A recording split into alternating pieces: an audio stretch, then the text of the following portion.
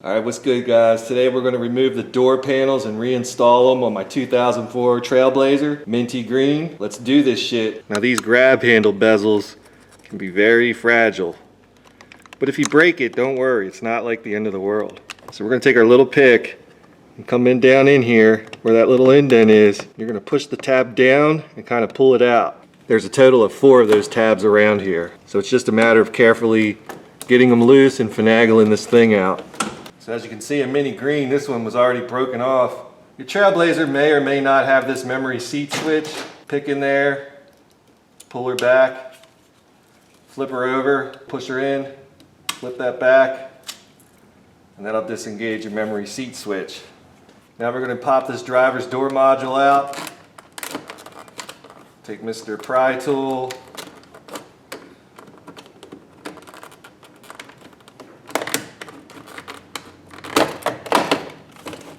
Pop him out like so. Wow, this door module is a lot more jammed up than my 03. Squeeze, pull, squeeze, pull, squeeze. We might cheat on that one a little bit. Pull, squeeze, pull. This one's an asshole. You usually got to use a little tool to pull that up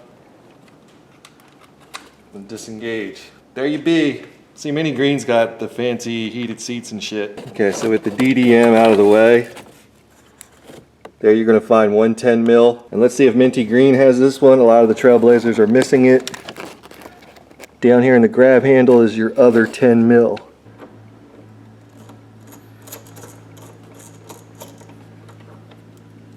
Now getting the screw out of here once it's fully loosened, yeah, good luck with that. That's why you're definitely going to want to have Mr. Magnet. This one is brought to you by Blue Point, which means it was made by a company that's not Snap-on. Alright, so now for the fun part. I've got an assortment of door panel removal tools. I just go with whatever works. Typically on the Trailblazers, I start from the bottom.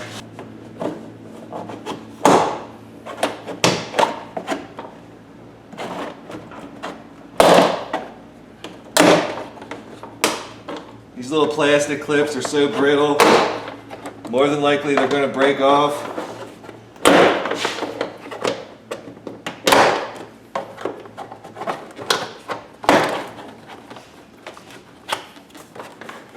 They break off, it's not the end of the world. Now there's also a hidden clip up in here, and it's a real delicate motherfucker. It grabs onto a little tiny piece of the door panel, but it goes into the door itself about a ½ an inch.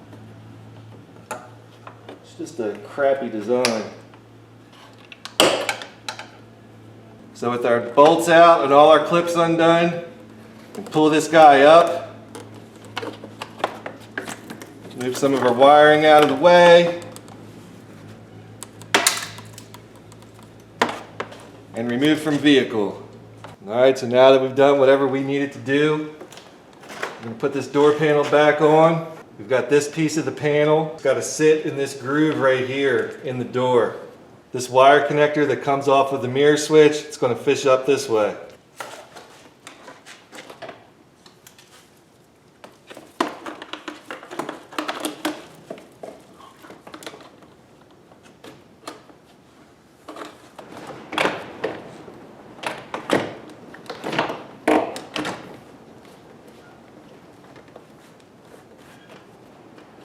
And you know you're in your groove when you can't push this apart on both sections, because remember there's like a little gap right here. So it's possible to not be in this one but be in this one.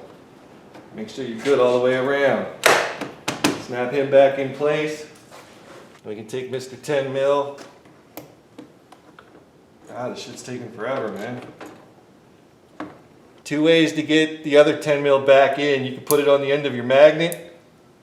Fish him down in there. Your magnet's good enough, you can actually start threading it in there. And then whoop-sha. Well, apparently it didn't work. I like to live dangerously, so I'll keep the bolt inside the socket. And then sha-sha. can actually do your bolts before doing your final push in, just in case you drop one of the bolts down here and you've got to kind of get it back apart to get the bolts to fall out.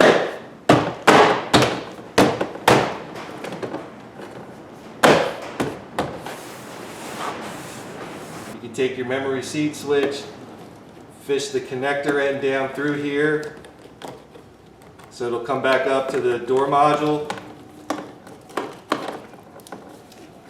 And we should have 5 connectors.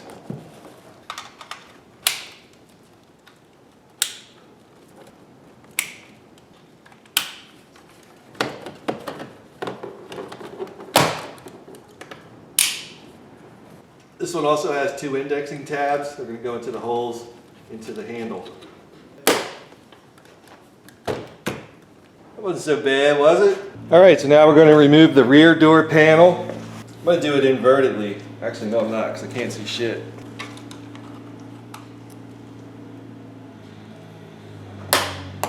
Hey, don't be a dick.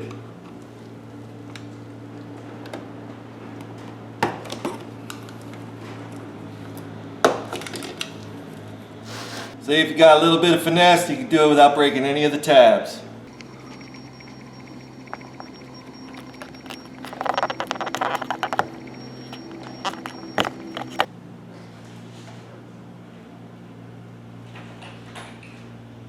We have 2 7mm stashed down in there. You're not really missing nothing by being able to actually see the socket turning the 7mm screw. Well, 2 of them actually. You're not missing much. If you're really upset that you can't see these 2 7mm screws being removed, you can always send me a self-addressed stamped envelope and I will write you a formal apology. I'm going to take this trim tool. I broke it! So there's 2 ways to do this, the hard way, like I did. You can also do this after you got the door panel kind of halfway off. In here you just push down on this little tabby. Pull them out like that. Now again here I'm going to start on the bottom.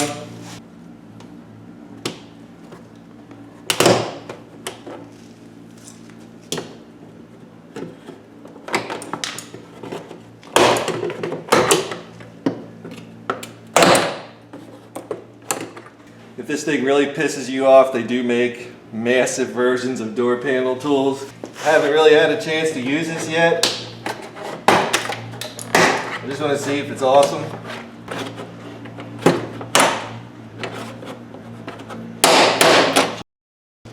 This motherfucker's tight.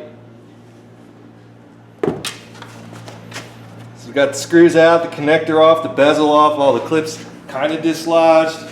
Go ahead and rock this motherfucker a little bit. Up and out.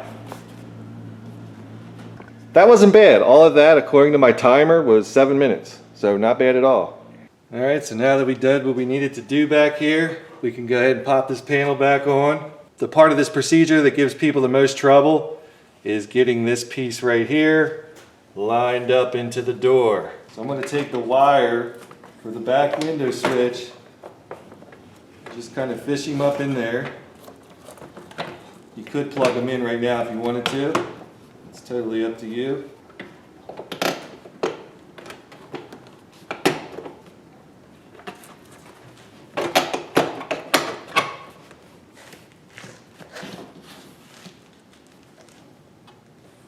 You'll know if you got it right if you try to pull it apart up at the top and it doesn't come.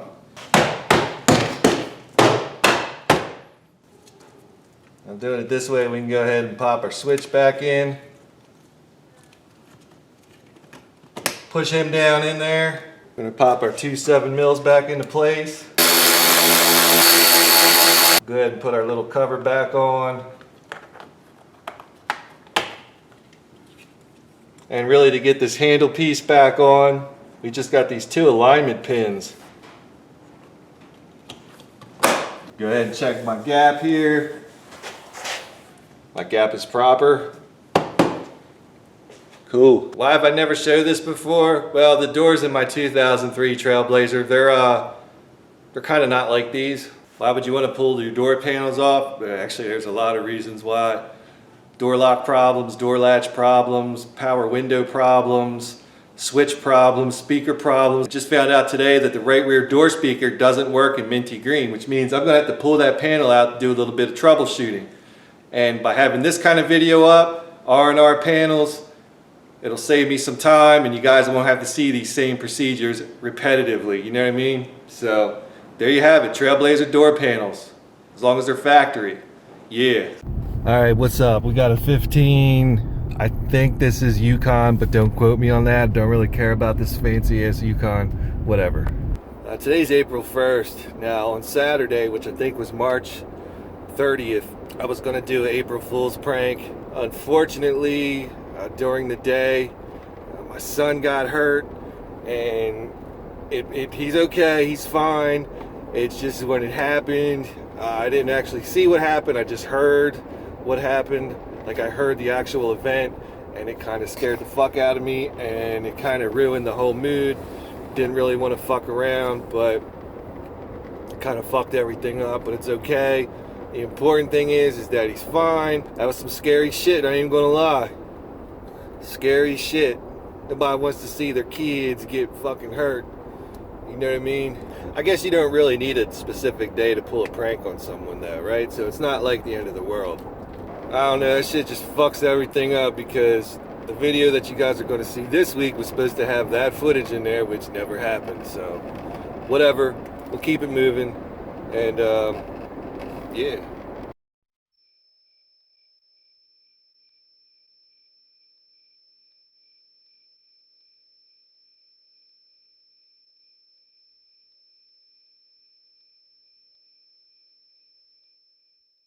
Well, today we got a 2012 Traverse. I'm never prepared for these things. 2012 Equinox LTZ. We already completed Squeaks, Creeks, and Clunks Boulevard. Believe it or not, this thing passed. Well, when I got in this car, it was on the country music station. I'm not a fan of country music, but I was reminded of a song. I don't know who did it, but it was like, I'm not that good as I used to be, or something like that. That just reminded me of something that really burns me up sometimes. It's people that claim that they used to be so good, especially in auto repair.